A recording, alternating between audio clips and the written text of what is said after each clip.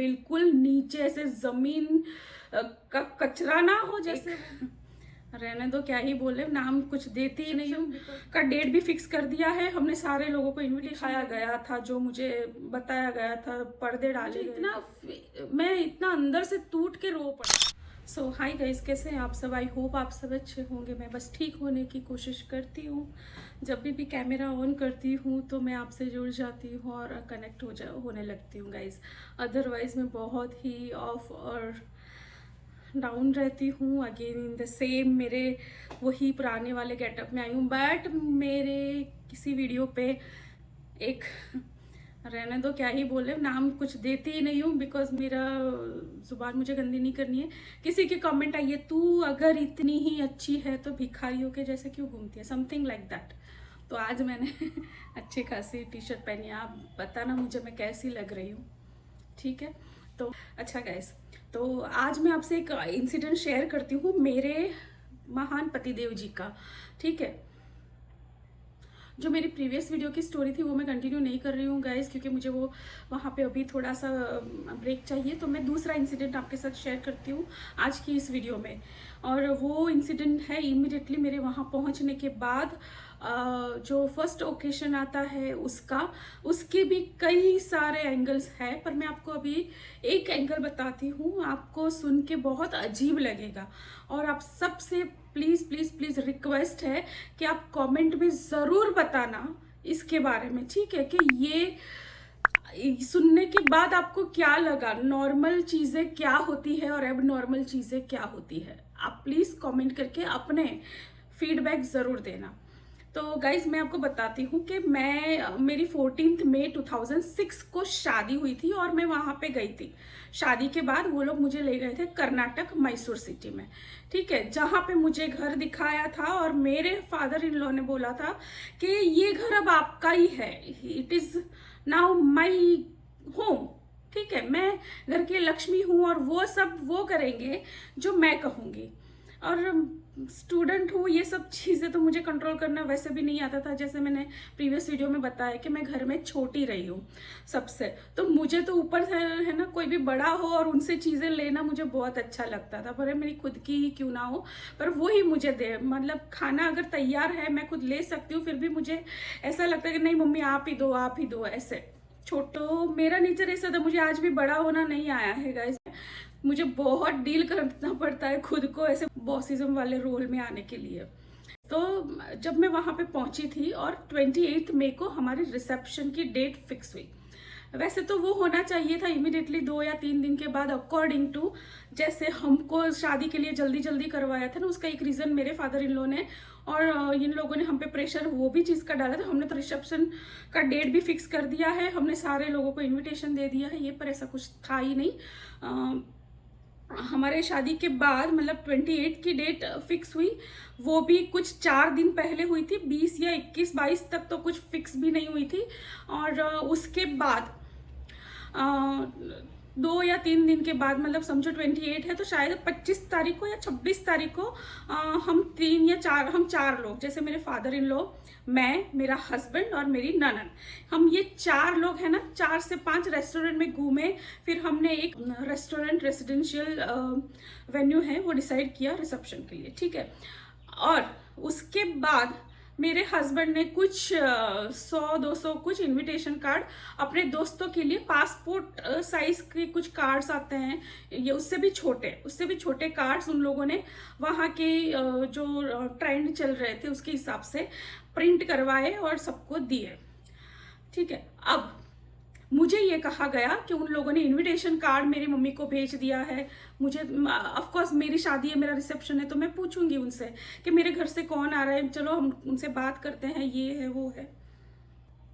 तो मुझे मेरे फादर इन लॉ और मेरे हस्बैंड है ना, जब भी मैं बात करती थी, अब जैसे मैंने बताया कि बहुत शाई थी मैं आग भी ऊपर नहीं कर पा रही थी, आवाज़ तो बहुत दूर की बात है। और वो लोगों ने मुझे मारना पीटना पहले दिन से ही शुरू कर दिया था, तो मैं वो चीज़ों को भी थोड़ा सहम गई थी, डर गई थी नई चीज़ों को अपनाने के लिए। घर में अगर नहाना धोना, खाना या इवन पानी भी पीना, मैंने आपको जैसे पहले वीडियो में बताया है, बहुत टफ रहा था। तो मैं जब ऐसे पूछती तो वो लोग बोल देते, वो जो बोलते मैं मान लेती और मुझे कहा जाता कि हमने उन लोगों को फ़ोन कर दिया है, हमने उनको उनसे बात हो गई है, वो बिज़ी थे, उन्होंने बोला है कि हम बाद में बात करेंगे। मुझे अजीब लगता था, मेरी बात ही नहीं करवाई उन लोगों ने, तो मुझे अजीब लगा। और मैंने बोला चलो ठीक है, बात कर रहे हैं। मुझे पता है कि मम्मी को यहाँ पे तकलीफ है थोड़ी, और मुझे ऐसा लगा था कि जिन लोगों ने शादी करवाई है ना, उन लोगों के साथ डील करना भी बहुत बड़ी टास्क है। जैसे मेरी सिचुएशन मैंने आपको अगले वीडियो में बताई है, तो मम्मी अकेले तो ये कैसे कर पाई होंगी, अगर वो कुछ बोलेगी तो भी बहुत टफ है। बट जो भी है, अगर जब वो यहाँ पे आएंगे, मिलूंगी, मैं उनसे बात करूंगी। पर गाइज एंड टाइम तक मुझे ये कहा गया था कि वो लोग आ रहे हैं, वो लोग रास्ते में हैं, वो लोग पहुंच जाएंगे, वो लोग निकल गए हैं। ऐसे ऐसे टाइम बाय टाइम वो लोग मुझे ट्रैवल कराते मेंटली कि मेरे फैमिली से, मतलब मेरी जो मायके है वहाँ से सारे रिश्तेदारों को उन लोगों ने इनवाइट कर दिया है और वो लोग वहाँ पे पहुँच जाएंगे। 28 की समझो कि शाम के वक्त हमारा रिसेप्शन था, कुछ 8, साढ़े 7, 8 बजे के बाद। तो पूरा दिन मतलब मैं खुश हूँ, और आपको पता है मैं इतनी मतलब डरी हुई हूँ, नर्वस हूँ, मुझे किसी से बात नहीं करने को मिल रही है। मेरी सिस्टर इन लॉ तो बहुत वियर्ड ही है, उसने तो मुझसे बात ही नहीं की ज़्यादा से ज़्यादा वो जो काकी जी थे ना शादी के वक्त, जो हमारे साथ चले थे, वो सेम डे आए थे, अगले दिन आए थे, याद नहीं मुझे, पर वो आए थे, उनकी बेटी आई थी, तो थोड़ा सा मैंने अगले दिन खाना खाया था। सेम डे मैंने कुछ खाना भी नहीं खाया। एंड मीनवाइल ये हुआ कि जो आप समझो कि हम वहाँ पे पहुँचे हैं, 18 को हम पहुँचे थे, 14 को शादी हुई थी, 3 दिन की जर्नी। उसके बाद वो उस दिन से 28 को मॉर्निंग को, ठीक है, मॉर्निंग मैंने मेरी तबीयत बहुत ख़राब हो गई। रात को ही हुई थी, पर उन लोगों को मैंने सुबह बताया, मैं पूरी रात कुछ बोल नहीं पाई किसी को। और मेरी तबीयत इतनी ख़राब हो गई, और शाम को रिसेप्शन था, मैं लिटरली रोने लगी और सब कुछ हुआ। पर उस वक्त मेरे दियर का है बिहेवियर थोड़ा सा सॉफ्ट और थोड़ा सा है ना, he was of my age, और वो इन लोगों से थोड़ा सा मेंटली थोड़ा सा अलग उसका माइंडसेट था, थोड़ा सा कंफर्टेबल बात कर सकते हो, अप्रोचेबल था। तो मैं से थोड़े से रोने जैसी हो गई, और उसने मुझे पूछा कि आपको क्या हुआ, मतलब बोलता ही नहीं था वो, पर आपको क्या हुआ। मुझे बहुत स्टमक पेन और हेडेक और थोड़ा सा बुखार, वो सब कुछ हो गया। और फिर गाइस मुझे प्रेशर ही नहीं आया था। 14 से 28 वो दिनों में मुझे एक बार भी प्रेशर ही नहीं आया है, आप सोचो। तो मुझे वहाँ पे मैंने वही ट्राई किया कि आप एक काम करो ना, मुझे कुछ सोडा लेके, मतलब मेरे हस्बैंड ने भी बोला कि, मैंने बोला मुझे प्रेशर नहीं आया है, तो उससे थोड़ा सा नॉर्मल हुआ। नहीं तो मैंने 1 लीटर की थम्स अप की बोतल लेके आए, वो पिया।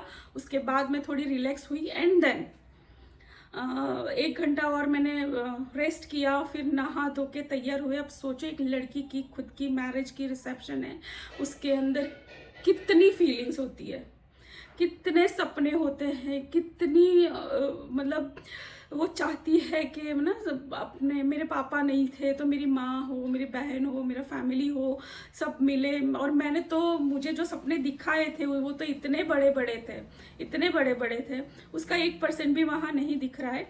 और फिर जो मेरा सामान था मैंने वो खोला, उसमें से ऑलरेडी मैंने रिसेप्शन के लिए यहाँ पे एक फैंसी, मैंने आपको बताया है कि मैं खुद डिज़ाइनिंग भी करती थी और स्टिचिंग का भी, मैं अपने डिज़ाइनर क्लोथ्स भी बना लेती थी। तो एक सूट, मतलब एक शरारा घरारा टाइप मुझे मिला, तो मैं यहाँ पे फ़ोटो लगाऊंगी। तो वो जो है मेरे पापा ने स्टिच करके रखा था मेरे लिए, मैंने डिज़ाइन किया था और मेरे पापा ने स्टिच किया था। उसके बाद उसके ऊपर स्टोन वर्क, एम्ब्रॉयडरी जो भी है, कुछ हाथ से कुछ मशीन से, ये सब मैंने और पापा ने मिलके बनाई थी। वो मुझे पहननी थी, क्योंकि मेरे पापा तो नहीं थे, पर मेरे, और वो मैंने ऐसे ही रखी थी, मैंने पहनी ही नहीं थी। ठीक है, मेरे पापा का भी उसमें वो टच था, फीलिंग थी, तो मैंने सोचा मैं वो ही पहनूंगी। और वो बिल्कुल नई थी, बिल्कुल संभाल के मैंने रखी थी, और मैंने वो रिसेप्शन के लिए मुझे वो पहनना था, लेकिन उसने मुझे धमकी दी। So guys please don't mind, मैं फिर से वही गेटअप में आ चुकी हूँ घर वाले। तो मैं ये बताना भूल गई थी कि उसने मुझे जो धमकी दी, उसमें मुझे ये बोला गया कि अगर तुम साड़ी नहीं पहनोगी तो मैं तुम्हारे साथ नहीं खड़ा रहूँगा। तुम जा सकती हो वापस। वो मुझे रिसेप्शन के दिन 1 घंटे पहले ये बोल रहा है, तुम साड़ी नहीं पहनोगी तो मैं नहीं खड़ा रहूँगा तुम्हारे साथ, तुम अकेले खड़े रहना, या तो फिर तुम जा सकती हो वापस। मुझे समझ में ही नहीं आया कि ये क्या बोल रहे हैं, ऐसा क्यों बोल रहे हैं। ऐसे ही शादी होती होगी, ऐसे ही पति करते होंगे, हस्बैंड करते होंगे। मन टूट गया था। और मैं इतना शॉक हो गई, मैंने बोला क्या हुआ, क्यों नहीं पहन सकती। वो मुझे बोलता है हमारे यहाँ पे ये सब कुछ पहना नहीं जाता है। मुझे वो बिल्कुल नीचे से जमीन का कचरा ना हो जैसे वो मुझसे ऐसे बिहेवियर करता हमेशा, और बोले यहाँ पे तो सिल्क की सोने की काम होता है, सोने के तार का काम होता है, तुम्हारी माँ ने कुछ दिया नहीं। जैसे सास और जेठानियां देती है ना, वैसा टॉन्टिंग मेरा हस्बैंड देता था। तो बोले तेरी माँ ने तो कुछ दिया नहीं, तेरे पास तो गोल्ड है नहीं। मतलब मेरे पास गोल्ड, मैं जो लेके गई थी, मुझे उस वक्त छोटे छोटे डेलिकेट आइटम्स बहुत पसंद थे, ठीक है। मुझे बहुत ज़्यादा भरा भरा चीज़ें पसंद नहीं थी। मेरी मम्मी ने एक नेकलेस का सेट तो दिया था, लेकिन मुझे गोल्ड की चीज़ें उतनी पसंद नहीं आती है पहनने की। तो मैंने बहुत अच्छा उसके सेट का, आप लड़की है आप जान सकते हैं, समझ सकते हैं, उसका पैर के मैंने सारे ऑर्नामेंट्स, बैंगल्स, मुझे मेहंदी कैसे मैं लगाऊंगी, मैं मेकअप कैसे करूंगी, मैं बाल कैसे बनाऊंगी, सब कुछ सपना था, वो मैंने देख के रखा था, मुझे वो वैसे करना था, लेकिन वो सब चौपट हो गया। फिर मैंने एक और साड़ी निकाली, वो भी मैं यहाँ पे लगा दूंगी, मैं कैसे उस दिन तैयार हुई थी। मेरा गाइज यहाँ से वहाँ जो सामान पहुँचा था, वो उस दिन तक कुछ सामान पहुँच नहीं पाया। तो मेरे पास जो मेकअप था वही, मुझे पार्लर के लिए जाना था। उन लोगों ने एंड मोमेंट तक तो मुझे हाँ हाँ हाँ बोला, क्योंकि बाहर तो मुझे जाने नहीं देते थे। तो मैं मेरी सिस्टर इन लोग को बोल रही थी, मेरे हस्बैंड को बोल रही थी, मेरे ससुर से उतनी बात नहीं होती थी। तो वो लोग मुझे यही बोलते हाँ ठीक है, हाँ ठीक है, हम ले जाएंगे ले जाएंगे ले जाएंगे, पर कभी मुझे ले नहीं गए। और 1 घंटे पहले मैं समझ गई कि ये लोग नहीं ले जाएंगे। मैंने अपना मेकअप खुद किया और खुद ही तैयार हुई। मैंने बाल भी मैंने खुद बनाए। मेरे सामान जो आए थे उसमें ही मेरे पास ब्लो ड्राई भी था और थोड़ा सा मेकअप जो मेरे पहुंचा था उसमें से।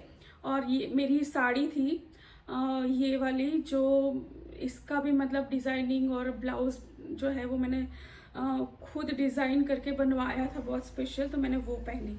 एक और बात बताती हूँ, इसके बीच में एक बहुत शॉकिंग इंसिडेंट भी है। ये मैं जहाँ पे रेडी हुई हूँ ना, तो मेरा हस्बैंड जो है घर में, मेरी सिस्टर इन लॉ मुझे रेडी नहीं होने दे रही थी। मेरी सिस्टर इन लॉ के पास मेरे हस्बैंड ने मेरे देवर का मुझे इतना ध्यान नहीं है, 50-50 बता रहे हो। तो मेरे ससुर ने, कोई ने भी, किसी ने भी रिसेप्शन के लिए नए कपड़े ही नहीं खरीदे थे गाइस।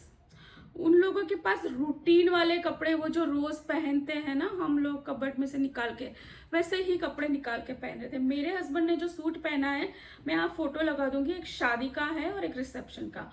तो ये ऊपर वाला शादी का है, नीचे वाला रिसेप्शन का है। आप देखिए, दोनों में एक ही सूट पहना है जो उसने शादी के लिए बनवाया था। और उसके लिए भी मैंने बहुत बोला था, जब यहाँ पे हम उनके लिए खरीदी कर रहे थे तब मैंने बहुत बोला था कि आप प्लीज़ एक सूट बनवाना, एक अच्छा सा प्यारा सा सूट बनवाना। मैंने कलर बोला था, लेकिन उसने ऐसा कुछ माना नहीं।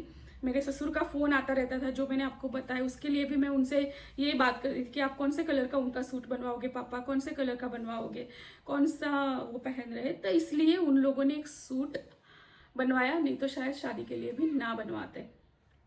अब जब 1 घंटे पहले मुझे रिसेप्शन के लिए रेडी होना था ना गाइस, तो वो मुझे लेके गया अपने दोस्त के घर पे, क्योंकि घर के अंदर मेरी सिस्टर इन लॉ ने मना कर दिया था कि मुझे ये सब पसंद। वो मुझे देख ही नहीं सकती थी, वो मुझे अच्छा हुआ तो बिल्कुल नहीं दे सकती थी, हंसता हुआ या फिर मैं मेरे हस्बैंड से बात करूं तो मुझे हमेशा ऐसा लगता था कि मैं उसे उसका पति चुरा रही हूँ। मैं इतना अंदर से टूट के रो पड़ती थी और मुझे कुछ समझ नहीं आ रहा था उस वक्त उतना। अभी ये सब होके इतने सालों से मैं लीगली कोर्ट में जा जाके धक्के मुझे जो घसीट घसीट के खिला रहे हैं, उसमें काफ़ी चीज़ें मैं सीख चुकी हूँ, पर उस वक्त मुझे समझ नहीं आ रहा था। अभी भी मैं इतना नेगेटिव कभी सोचती नहीं हूँ, तो मैं रो देती थी। तो मेरा हस्बैंड ने बोला मैं तुमको है ना मेरे दोस्त के यहाँ पे ले जाऊँगा। तो जो 1 घंटे पहले की बात है ना, 1 घंटे पहले वो मुझे अपने एक दोस्त के घर पे ले गया, जो उसकी दोस्त और उसकी वाइफ है, वो दोनों मारवाड़ी थे जो वहाँ पे रहते थे।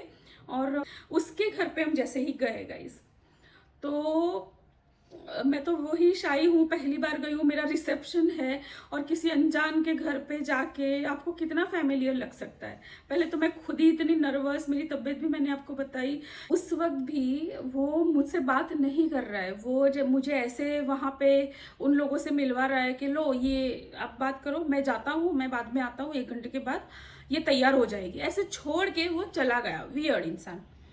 अब मैं इतने दिन में तो ये समझ चुकी थी कि मेरा उससे कुछ भी कहने का कोई मतलब नहीं है। वो हमेशा ऐसे ना, ऐसे एक्सप्रेस स्पीड में ही रहता, मैं कुछ बोलूँ पूछूँ या कुछ चीज़ें समझूँ उससे पहले तो वो वहाँ से गायब भी हो जाता, उसका ऐसा था।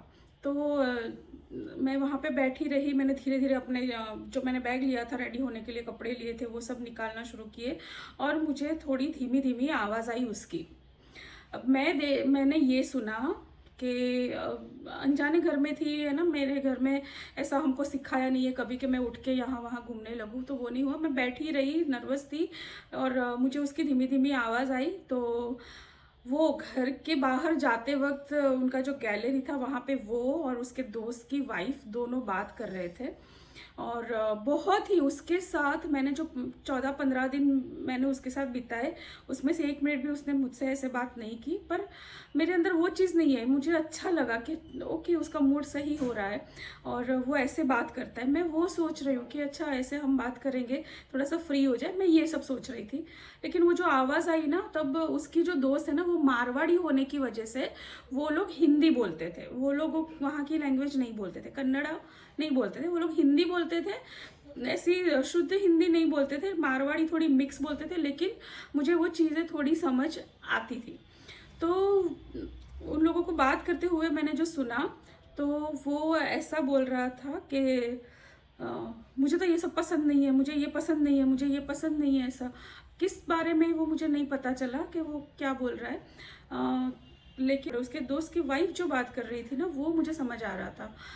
मुझे उसकी हिंदी नहीं समझ आ रही थी, लेकिन ये जो बोल रही थी ना, उसकी हिंदी मुझे, उसकी लैंग्वेज समझ आ रही थी, क्योंकि वो मतलब हमारे जैसे जैसे अभी मैं बात कर रही हूँ वैसे वो नॉर्मल बात करती थी। तो उसने ऐसा बोला कि देखो अब जो भी है, तुम गए हो, तुम शादी करके लेके आए हो, मैं देख भी रही हूँ लड़की बहुत अच्छी है, तो अब ये तुम्हारे लिए सब कुछ छोड़ के यहाँ तक आई है, सिर्फ तुम्हारे भरोसे आई है, सिर्फ तुम्हारे साथ रहने के लिए आई है, तुम्हारे साथ अपनी ज़िंदगी बिताने के लिए आई है।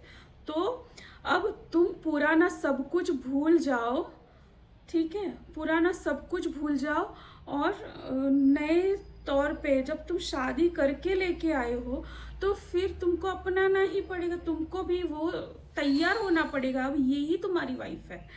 बस इतनी बात मैंने सुनी गाइस, और उसके बाद वो चले गए या क्यों, मैं पूरा टूट गई हूँ गाइस। आप सोचो मुझ पे क्या बीती होगी। मुझे वो उसके बिहेवियर से, जो मैंने अभी प्रीवियस वीडियो में 1-2 वीडियो में बताया कि हम जो राजकोट गए थे, वहाँ पे पूरा दिन हमारी बातचीत नहीं हुई। फिर मैंने संजय से बात की, वो भावना से बात की, तो वो लोग मेरा ब्रेन वॉश करते गए, मेरा माइंड जो है उसी थॉट में ट्रैवल कराते, मुझे वही थॉट में मुझे रखते कि वो तो शर्मिला है, बाद में सब कुछ ठीक हो जाएगा, अभी तो क्या आसपास लोग रहते हैं, आप लोग नए नए मिले हो, चीज़ें धीरे धीरे हो जाएगी, शादी के बाद वो टाइम हनीमून का होता है, उसमें आप दोनों मिलोगे तो अच्छा लगेगा, आप दोनों एक दूसरे को और अच्छे से समझ पाओगे। अभी थोड़ा सा सब कुछ बहुत जल्दी जल्दी हो रहा है, अरेंजमेंट्स करना है, इसलिए शायद वो प्रेशर में है, उसको भी बिजनेस देखना है। कोई बिजनेस नहीं था गाइस, कोई ऐसा, कोई 30 मार खान की उसकी कोई फैक्ट्री नहीं है, ठीक है। ये सब बातें मुझे बोली गई थी और मैं वही बातों को याद कर करके मैं खुद को तब समझा रही हूँ। जैसे तैसे करके मैं तैयार हुई और 1 घंटे में कुछ मैं तैयार हुई। उसकी दोस्त की जो वाइफ थी वो मुझे थोड़ा हेल्प कर रही थी। मैं उसको चीज़ें मेरी तरफ से जो भी थी बता रही थी। कितना मेरे अंदर होता है, मैं उससे कितनी ही बात कर पाऊँगी, लेकिन मेरे पास जो चीज़ें थी उसके बारे में, जैसे मेकअप की बात कर ली, ये वो करके मैं उससे बात कर रही हूँ। वो भी मेरा मोरल तो बातों बातों में तोड़ ही रही है। ये क्या कि यहाँ पे तो ऐसी चीज़ें मिलती है, वैसी चीज़ें मिलती है, ये है वो है। तो एनीवेज वो मैंने कभी माइंड में नहीं लिया, बट वो 1 घंटा मेरे लिए रेडी होना, तैयार होना, उसका वेट करना, वो आएगा कि नहीं और रिसेप्शन होगा कि नहीं, ये सब बातें, अगर ये ऐसी बात थी तो मुझसे शादी क्यों की, मेरे फादर इन लॉ ने जो बोला वो सब कुछ क्या था, मेरे साथ क्या हुआ है, मैं किसको जाके बोलूँ। मेरे माइंड में गाइस 5000 थॉट घूम रहे थे कि मैं कहाँ जाऊंगी। मुझे मेरे दोस्त की, जनरली कोई भी लड़की होती है तो मैं जब शादी के एक ही दिन में ज़िंदगी पूरी पलट जाना, मुझे गुजरात से सीधा दूसरे स्टेट कर्नाटक में लेके जाना, वहाँ पे एक वर्ड में नहीं बोल सकती किसी के साथ क्योंकि वहाँ की लैंग्वेज मुझे नहीं पता है। कोई इतना एफर्ट भी नहीं कर रहा है कि वो लोग हिंदी में या इंग्लिश में मुझसे बात कर ले। वो लोग अपनी ही मस्ती में हैं, वो लोग अपनी ही लाइफ जी रहे हैं। वो लोग, अगर मैं चुप बैठी हूँ तो मुझ पे हंसा जा रहा है, मेरी रैगिंग हो रही है, मुझ पे ताने भी कसे जा रहे हैं, हंस हंस के ताने कसे जा रहे हैं। जो माहौल मैंने कभी मेरी ज़िंदगी में एक्सपीरियंस ही नहीं किया, देखा ही नहीं था गाइस। 1 घंटा होता है और वो आता है, मैं रेडी होके उसके साथ जाती हूँ, हम गाड़ी में बैठते हैं, तो वो नॉर्मल से कपड़े में ही घूम रहा है जो उसने सुबह से वो घूम रहा था, सेम। मैंने उसको बोला आप तैयार नहीं होंगे, तो उसने बोला मैं वहाँ पे जाके तैयार हो जाऊँगा। मतलब मेरी सिस्टर इन लॉ है, वो लेके आएगी, वो आएगी बाद में, वो बोलेगी बाद में मैं तैयार होऊंगा। उसकी हर एक चीज़ उसकी बहन से शुरू होती थी।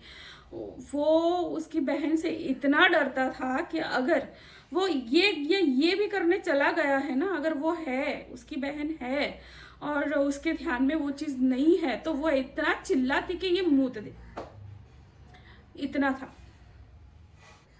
हम लोग वहाँ पे पहुँचे रिसेप्शन पे, और मैं अंदर से, मैंने आपको बताया बहुत सारी चीज़ें चल रही थी मेरे अंदर। वो भी चल रहा था कि मैं मेरे फादर इन लॉ से बात करूँगी, अगर इनको शादी की बारे में वो प्रॉब्लम है तो उन्होंने ज़बरदस्ती तो शादी नहीं कराई, मुझसे शादी क्यों कराई, कोई और पसंद है तो उनसे क्यों नहीं कराई, ये सब बातें मैं बोलना चाहती थी। पर क्या करती मैं गाइस, मेरी तो कोई चलने वाली नहीं थी। आगे की ज़िंदगी जो आने वाली थी वो इतनी भयावह आने वाली थी जिसके बारे में मुझे पता ही नहीं था। मैं तो कुछ और ही समझ रही थी। जो मुझे यहाँ पे दिखाया गया था, जो मुझे बताया गया था, पर्दे डाले गए थे मेरे ब्रेन पे, मेरी आंखों के सामने, मुझे वो सब चीज़ें ही समझ में आ रही थी और दिख रही थी।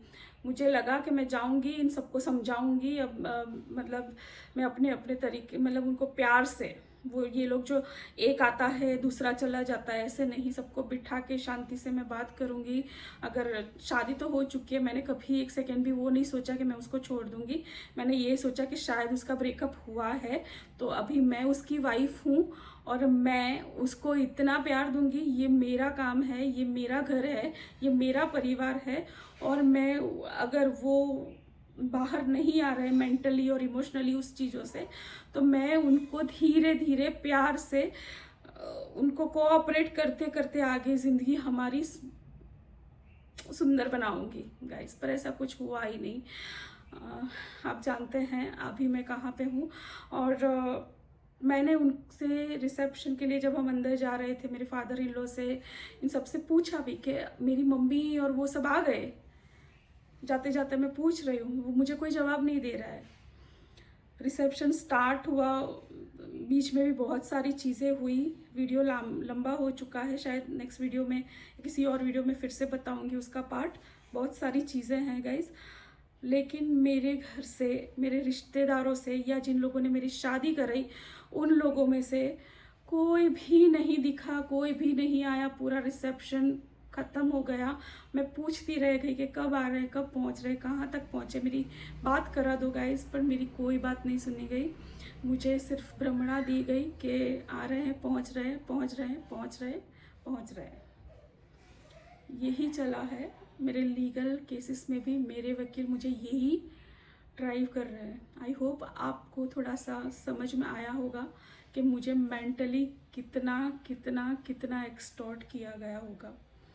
तो नेक्स्ट वीडियो में मैं बताती हूँ गाइस, जो रिसेप्शन की कहानी अगर मैं भूल जाऊँ तो आप कमेंट ज़रूर कर देना, नेक्स्ट वीडियो में लेके आऊँगी। ऑल्सो आपके लिए एक और गुड न्यूज़ देती हूँ, अच्छी वाली। मैं Q&A लेके आ रही हूँ गाइस बहुत जल्दी। तो अगर आपने ये वीडियो को एंड तक देखा है तो चैनल को सब्सक्राइब करके जाना, मुझे सपोर्ट कर देना, लाइक कर देना। लाइक के बाद हाइप बटन आता है, हाइप बटन ज़रूर दबाना। आप लोगों के सपोर्ट की मुझे बहुत ज़रूरत है गाइस। मैं दलदल में फंसी हुई हूँ, मुझे वहाँ से बाहर निकलना है और अपनी ज़िंदगी के लिए सांस लेनी है। आप लोगों के सपोर्ट की आशा रखती हूँ। मिलती हूँ नेक्स्ट वीडियो में। Thank you so much.